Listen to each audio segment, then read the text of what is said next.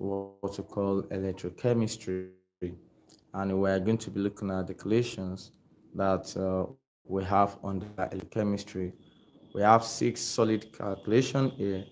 We're going to solve within a space of time.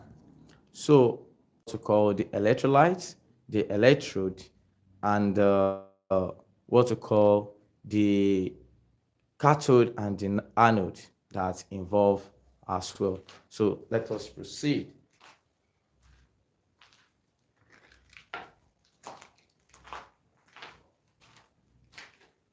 So when we're talking about electrochemistry, I said electrochemistry has to do with the interrelationship between what we call electricity and chemical substance. Electricity and chemical substance, in the sense that how what we call the electrical current are produced from chemical substance. Take for example, remember what we call the cell. Okay, now when you merge a group of cells together, the battery in physics. Now, this battery that we're talking about, there's a particular compound inside that enable it to perform this function we're actually talking about. So let us proceed. Now, in this place, let us first of all define what we call electrolysis. What is electrolysis? Electrolysis is the process of the composition of substance in molten or in aqueous form as it discharges what we call electrical current. That is, as some quantity of electrical current pass through it within a given period of time. Now, in this case, since that is the definition of electrolysis, in a very simplified manner, just take a look at this form. According to the Arrhenius, when you have NaCl, which eventually gives rise to what we call Na plus Cl minus. In this place, this Na is discharged, that is deposited at the cathode as it lost electron. So there must be some quantity of what's called electrical current that it produces. Take note of that. And with respect to that, for sodium, there's amount of sodium by mass that is deposited. Okay. Now, from what we have here, we now need to talk about what we call the electrolytes. What is electrolytes? Now, electrolytes, it should be noted that the chemical substance which must be in aqueous form or molten form. Take note of that. Electrolytes, they are the chemical substance which must be in aqueous form or molten form. Take note of that. They must be in aqueous or molten form because if they are not in aqueous or molten form, they will not be able to discharge what we call the free mobile ion that is needed to give rise to what we call electric current. So you have to take note of that. What are the possible examples of electrolytes? Such as NH4Cl, such as what we call KOH, such as NaOH, such as H2SO4. More than this that I mentioned here, they are used as what we call electrolytes. Do you remember this one in what we call the Lancashire cell, where we have this one in what we call the nickel ion accumulator, the NiFed, and do you still remember what we call H2SO4 used in lead acid accumulator? So all these mentioned there, we refer to them as electrolytes. Now, let's talk about what we call electrode. Now, when we're talking about electrode, they are the conductor. Okay, electrode are the conductor that are needed to conduct what we call the free mobile ion, so which are given as a result of electrolysis. So there are different types of electrode. We have carbon electrode, where graphite represents there, and we also have what we call platinum as electrode, copper as electrode, silver as electrode, and so on.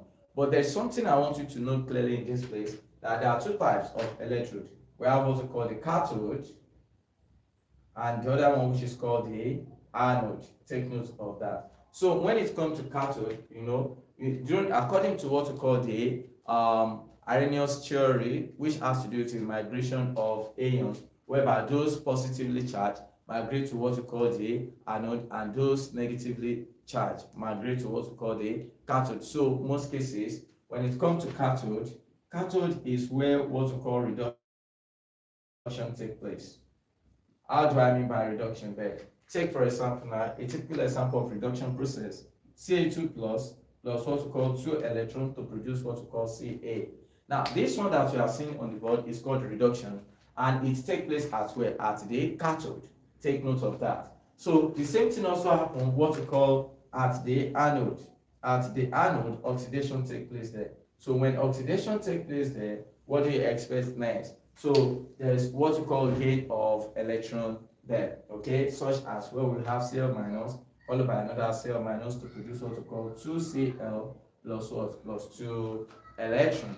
Now, from what you are seeing on the board, this is typically talking about what we call the electrolysis. So these are the series of stages that involve what we call electrolysis. Now, let us proceed and see what we have next. From what we have in this place right now, we can't talk about electrolysis without talking about what's called the electrolytic cell. Okay, when we're talking about electrolytic cell has to do with the assembly of electrodes in an electrolyte. Okay, now here we go.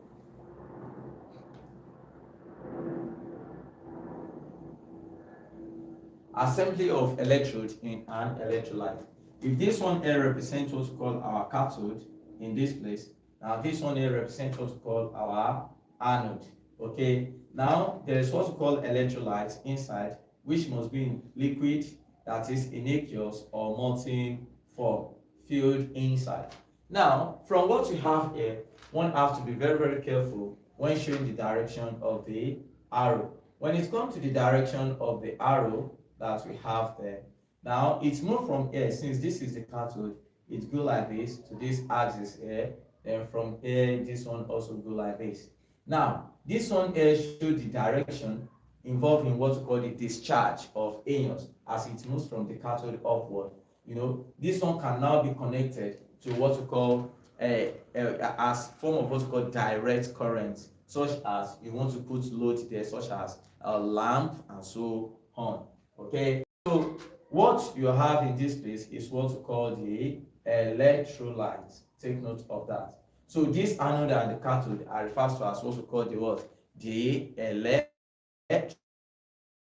They are very, very important there. So this is the point of their terminal in this place. Remember, there are different electrodes that we have. Platinum can serve as an electrode, e.g. in the Hofmann apparatus, and copper can also be used as electrode. But the nature of electrode depends on the nature of what we call the electrolyte. That is, which electrode do you want to choose for this chemical process? So it has to do with the electrolyte you are actually dealing with, okay, because it's very, very important. Now, from here, let us now proceed and discuss at length more about the physics that evolve here. The physics that evolve here is that from the word electricity, where you have what's called electrochemistry. So the physics that evolve here is that if you take it back to what we call Ohm's law, okay, if you take it back to what we call the Ohm's law, according to Ohm's law, here we say that the current that passes through a metallic conductor is directly proportional to the what? To the potential difference. So which simply means V equals to what? V equals to IR as it is. So that is to tell that you're actually dealing with what we call metallic conductor in this case. Okay, so that is the reason for that. Provided all physical factors such as temperature, pressure, and so on are kept constant. So the fact now is that the physics that evolved here explain to us the importance of what we call the conductor. Now, when we're talking about conductors are materials that allow electrical currents to pass through them. So when we are talking about electrode, we have to choose a good conductor there and not insulator. Okay, so you have to know that conductor allow electrical currents to pass through them. What are the example of conductor here? We have what's called graphite. Take note of that. The graphite, we have what's called copper, silver, gold, lead, and so on. All these ones that I've mentioned, they are conductors. So because they allow electrical current to pass through them, we can call them good conductor. But when it comes to what we call poor conductor, that is insulator. Insulator are materials that does not allow electrical current to pass through them. Okay, so they are poor conductor. Take note of that. So because they are poor conductor, it happens that they don't allow electrical current to pass through them. Okay, take for example now a pure water. Take note, a pure water. A water that is not pure, such as saline water. Excuse me. Now, when we say insulator, insulator does not actually allow electrical current to pass through them. So typical example, we have glass, we have plastic, we have dry wood, and so on. All these that I've mentioned, they are typical example of what we call, we can also call them poor conductor. Take note of that, poor conductor, that is insulator. They don't allow electrical current to pass through them. Okay, now I proceed. Now we can now discuss about what we call the calculations involved under this particular topic, which is very, very important. What are the calculations that we have here? Now, this can lead us to what we call the Faraday. Of Faraday, the first law, take note of that. First law of Faraday. The first law of Faraday states that the mass of a substance deposited during electrolysis is that proportional to the quantity of electrical current that passed through it. So if the mass of a substance deposited is directly proportional to the quantity of electrical current that passed through it, then that means our mass M is directly proportional to Q. So M is directly proportional, is equals to AQ. But it should be noted that if our Q equals to what? IT, then we can rewrite this in form of M equals to A followed by IT. That is what we have there. Now the arrangements that we have in this place, where E in this place represents what we call the electrochemical equivalent. Electrochemical equivalent. That is what exactly the E that we have there represents. Now, the I represent the current in ampere and the T represent the time in what? In seconds. Now, if we proceed, according to this particular law that we have here, this law is very, very important because it helps us to know, the mass of a substance deposited. So the mass that is deposited now will determine the amount of current and the time it will take such law of Faraday. According to the second law of Faraday, the second law of Faraday states that the numbers of mole is what? Is inversely proportional to the charges on what? On each element involved. That is, if in this case, take for example now in the salt bridge experiment, according to the salt bridge experiment, whereby you have something like this, you have a particular solution here, you have another particular solution here. Let's say this one is silver, and let's say this one contain what we call, this one is silver salt, let's say this one contain the copper salt in this place. Now you have to pass this across, then you have something here like this, which is your electrode again, then you have to pass them across from here. Now from this particular one that you have in this place, here you have silver salt, here you have what's called the copper salt from this salt bridge experiment. So it helps us to understand the fact that the numbers of moles is what is inversely proportional. Is inversely proportional to the charge produced. So if it is inversely proportional, then N, which represents the numbers of moles, is inversely proportional to the charge. This is how to represent it. Okay. So with respect to that, it should be noted that this expression that you have here can be written in the form of N equals to what? Equals to, for inertia and final, you can have N1, C1 equals to what? N2, C2, and like that. Now, this expression that you are seeing on the board, according to Michael Faraday, there is a way we combine them together. Now, let's talk about this right now. If the mass of a substance deposited is directly proportional to the quantity of what? Of the electrical current that pass through it, that means we can say that N is directly proportional to the what? To the Q, which is equivalent to M equals to what? Equals to Z I T at the end. Then we can also have it that M is what? M is also directly proportional, that is capital letter M is also directly proportional to the what? To the what we call the CF.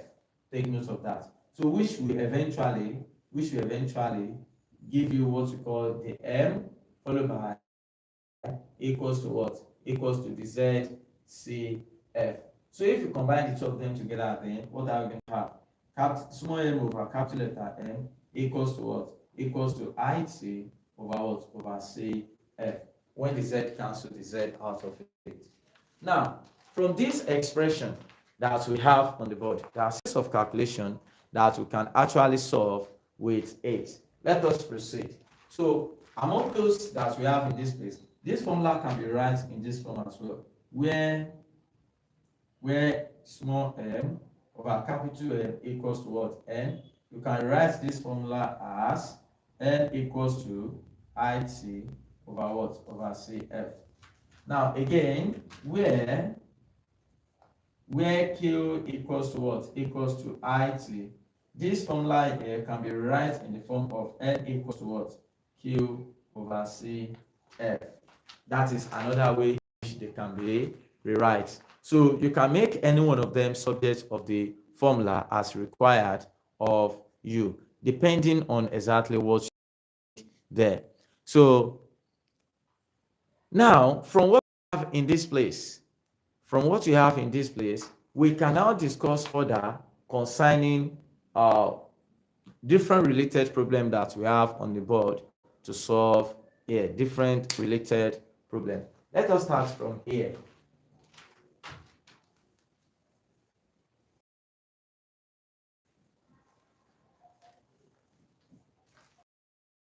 The first question that I have states that calculates the mass of lead that will be deposited from an aqueous solution of lead salt by the same quantity of electricity that deposits 2.70 gram of copper. Now, from this question, number one, from this question that you have here, 2.70 gram of copper. So mass of copper equals to 2.70 gram. Okay.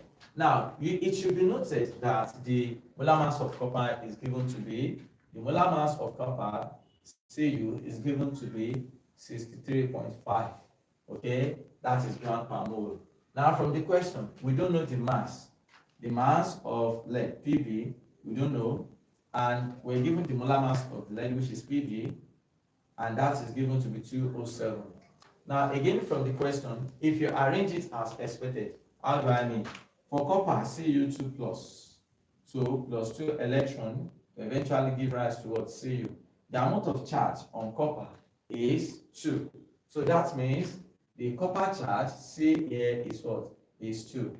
Now for the lead, which is also Pb2 plus 2 electron discharge, will give rise to Pb. Then the amount of charge here is also 2. Now, since we've gotten this available, what do we need next? What we have to do now, right now, is to using second law of Faraday. Second law of Faraday. So what do we have there? We have NC N1, C1 equals to N2, C2 continuously. So the one that is given will serve as the inertia here. So the inertia here will be copper. So recall that N is what? Recall that N equals to small m over what? Over capital M. So we are going to first of all solve for that first.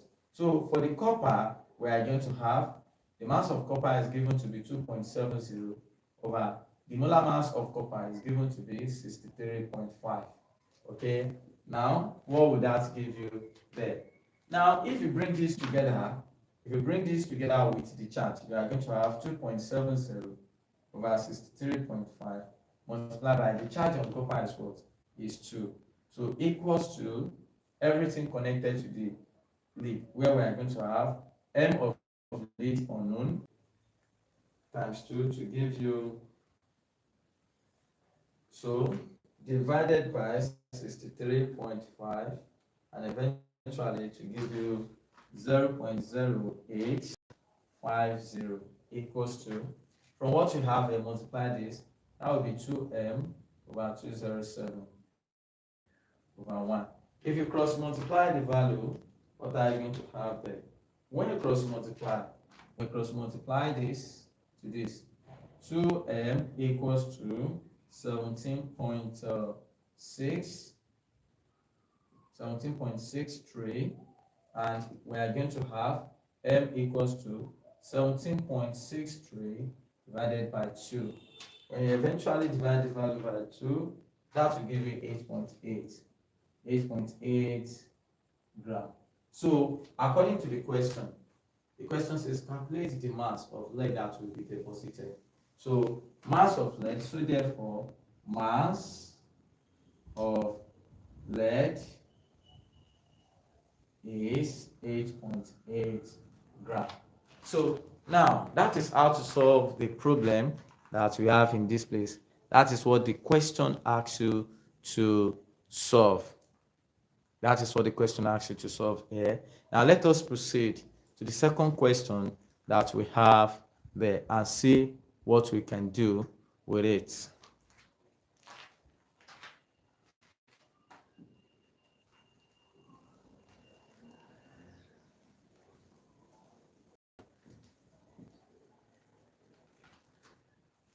The second question that we have is says a solution of CuSO4 is electrolyzed with a current of 6.0 ampere flowing for 5 hours. Calculate the mass of copper deposited. In this place, question number 2, the question asks you to calculate the mass of copper deposited. Mass of Cu is unknown. So in order to calculate that, from the question you are given I, the current is given to be 6.0 ampere. From the question, the time given T, that means T equals to 5 hours, which is times 60 times 60. To convert it to seconds. Then what else again? It should be noted that the molar mass of copper Cu equals to what? 63.5 as usual. We are given 1 Faraday. 1 Faraday equals to 96500 coulomb per hour. Now, from what you have in this place, let us solve the problem. Now, that means we are going to have mass of Cu over molar mass of Cu equals to the IT over Cf. Now, where can we get our C? The problem we solved earlier showcased that our C, that is charge of copper, is 2. So let me add that alongside. C equals to 2. Now, let's solve it now. Here we are going to have MCU, that is mass of copper, divided by the molar mass 63.5 equals current is 6 times time is 5 times 60 times 60, all divided by charge 2 times 96500. These are the needed, arrangements there. So if you do the needful here, what are we going to have when you cross multiply? M equivalent to, that is 3.5 times 6 times 5 times 60 times 60, all divided by 2 times 96500. Okay, so what will be the value of the lower one? The value of the lower one will be 2 times 96500. That will give you 19,3000. And the value of the upper one from this question, what would that give you? That will be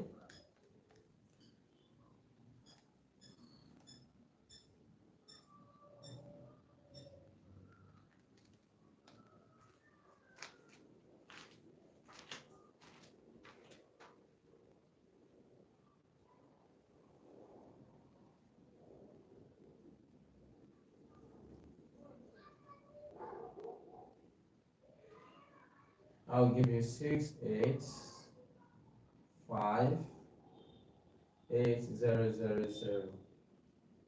So when this eventually cancels this, how many days are there in this? Then we're going to have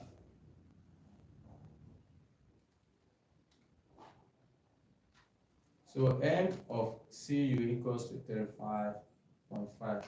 So therefore, mass of copper deposited is 35.5 gram. That is it. Now, the next question we have to solve in this place right now. So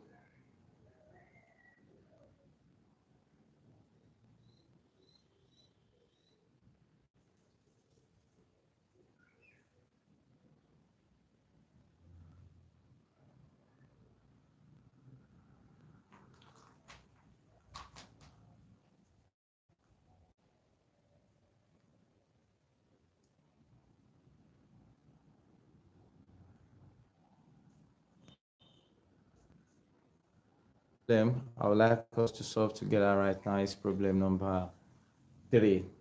Problem number 3, where we have 0.66 gram of a divalent metal M is deposited when a current of 1.35 amperes is passed for 1500 seconds through a solution of its salt using inert electrode.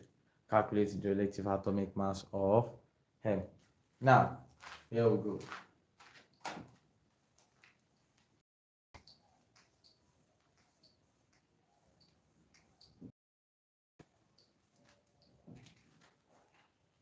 The mass from the question, the mass of the divalent metal is 0.66 gram.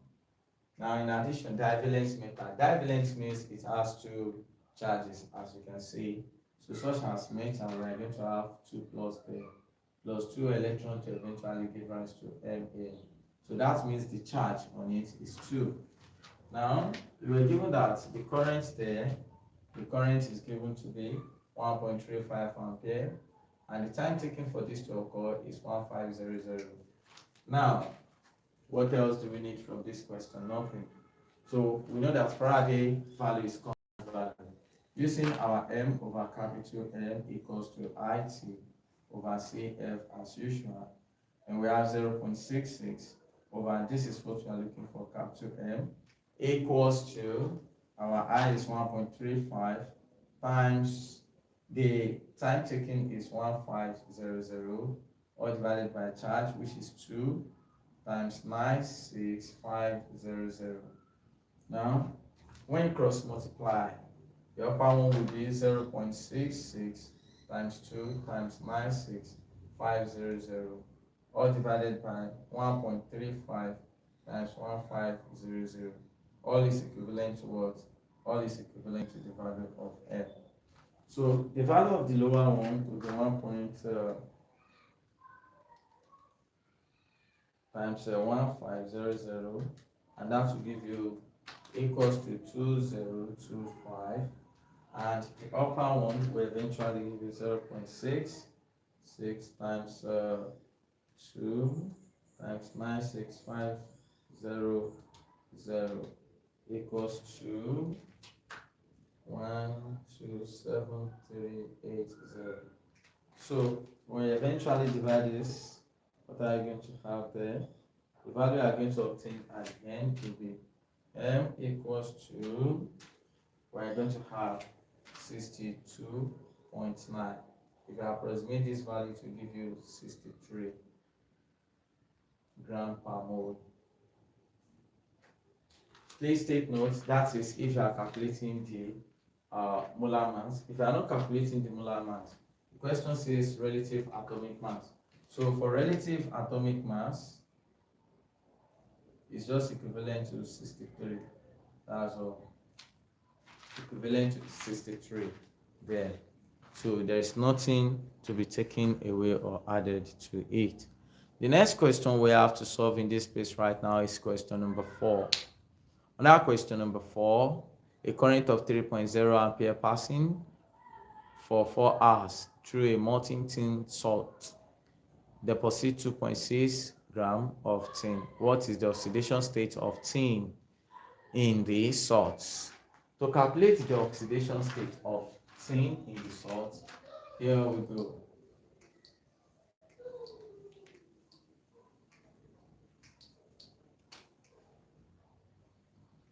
So the current there, I equals to 3.0. Now, the time there, T equals to 4 times 60 times 60. Then, the mass given from the question, mass is given to be 26.6, and the molar mass of M equals to 119. Now, from here, mass over molar mass equals to IT over CF. This question strictly asks you to calculate the charge. Okay, so in order for you to calculate the charge, which is the oxidation state, there we go. Mass from the question 26.6, and molar mass is 119, equals to 3.0 times the time, 4 times 60 times 60 over the charge C, which is now multiplied by 96500, which is our Faraday constant. Now, here we go. You cross multiply this. When you cross multiply, C equals to, we're going to have 119 times 3.0 times 4 times 60 times 60, all divided by 26.6 times 96500. C equals to 119 times 3 times 4 times 16, and the upper will give you 5140800. So the lower one will give you 26.6 times 96500, which will now give you 2566900. This cancels this. Now, how many of these are there in this? 1, 2, 3, 4, 5. 1, 2, 3, 4, 5. That will give you exactly 2.0. So that means the oxidation number or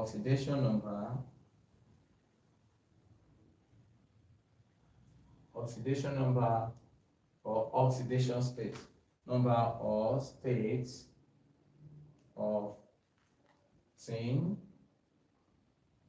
is 2. That is the answer to the question. So with respect to that, the next question that we have to solve from there is question number 5. From question number 5, calculate the number of electrons present in the quantity of electricity that deposits 24 grams of copper from an aqueous solution of copper salt. Now, in order to solve this problem, this is what we need here.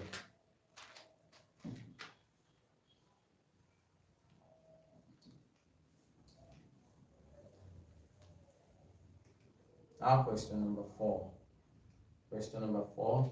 From the question, mass is given to be 24. You should know that the molar mass of copper is 63.4 or 63.5. Let's make it 65 approximately. Now the charge on copper is 2. Meanwhile, we are using that. So first of all, N equals to 24 over 65. And what would that give you? 24 divided by 65.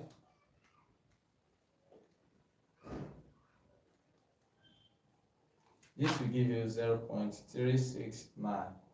0.369 will now be the numbers of electron as per the question, numbers of electron, and the numbers of electron will be N multiplied by charge multiplied by the Avogadro's number, which is times 10 raised to the power 23. So when you multiply everything here, what do we have?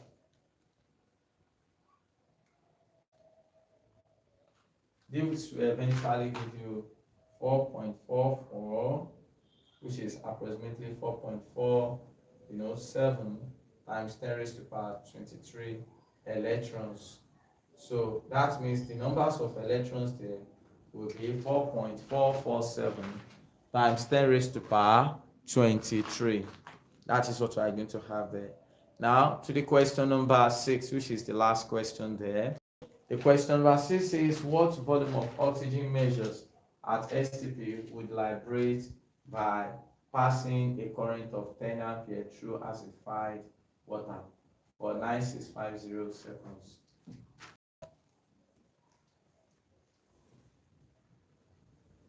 Question number 6. What volume of oxygen measured at STP? So in this place, remember M over capital M equals to IT over CF. So this is also equivalent to saying small v over GMV equals to IT over CF.